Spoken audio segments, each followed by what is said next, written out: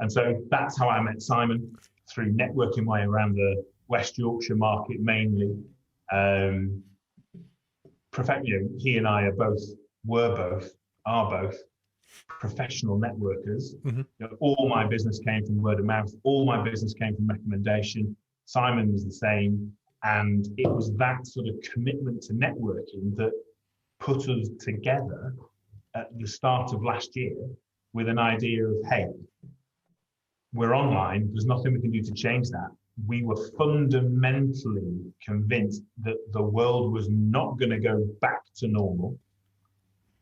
It might think it wants to, but the elastic limit had been reached. And so we were never going to go all the way back.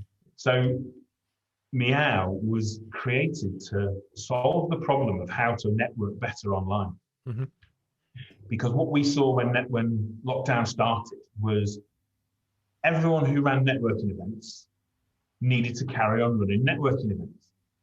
So the way that they did it was just pick up their networking event and plonk it into a Zoom room. So instead of there being two of us and we can talk to each other, there were 20 of us or 50 of us, or God forbid, sometimes early doors in lockdown, 200 people in a Zoom event. And I'm sorry, but you're just a spectator. Yeah. You might be able to jump up and say your 60 seconds, but no one's listening to you.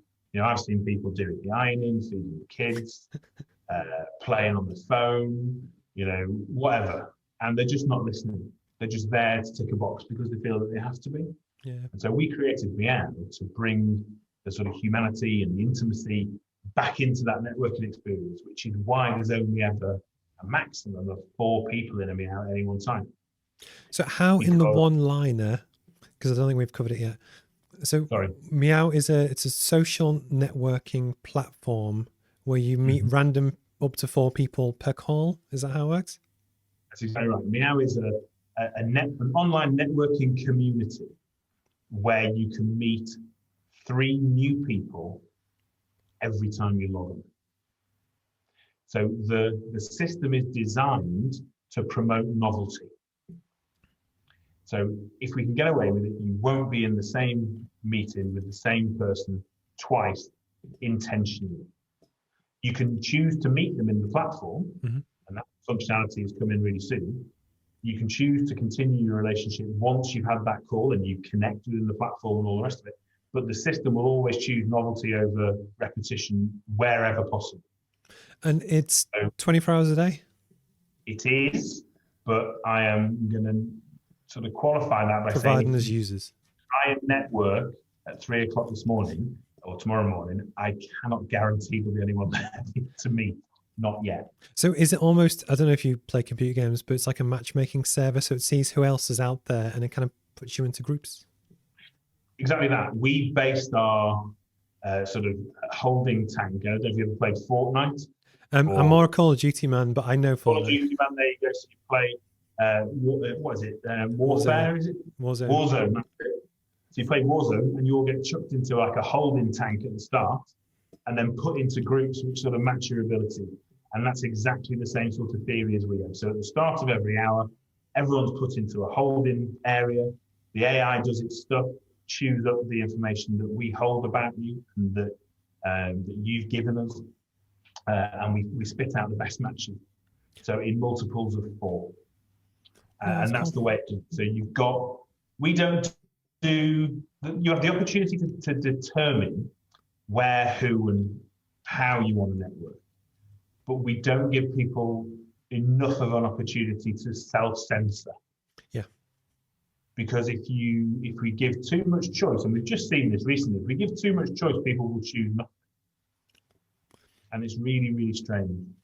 But they'll also censor themselves away from opportunities because people believe they know the people they need to talk to. Yeah. And the fact is you don't. But prime example, so you met Danica, I believe, on your platform?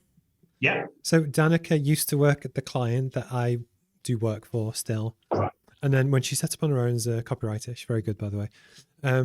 We were talking about lots of different stuff.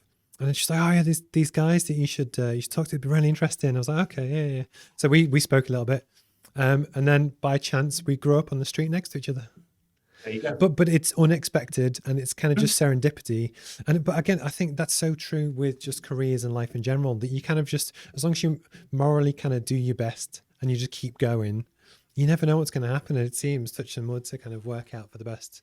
And even if, things have, you have a bit of a shocker at some point, it's just redirection to, what you maybe should be doing. I completely agree. I think there is always a way forward, as long as you keep your legs driving. That's an old rugby analogy. I'm an old rugby player. If you keep pushing, you find a way through. I think if either Simon or myself weren't as resilient as we are, and I think we're resilient not because we have this innate strength or this inspiration or anything, is that just we've spent our entire careers getting kicked in the face by various different circumstances or mistakes or whatever else. You put your head up and someone will smack it, and that's been us basically for years and years and years. And so you just got to keep going. So the message to the young kids: if you're happy to keep getting kicked in the face, be an entrepreneur. But it's true, 100% true. The amount of things that happen and you're like, for fuck's sake, and it's just keep going.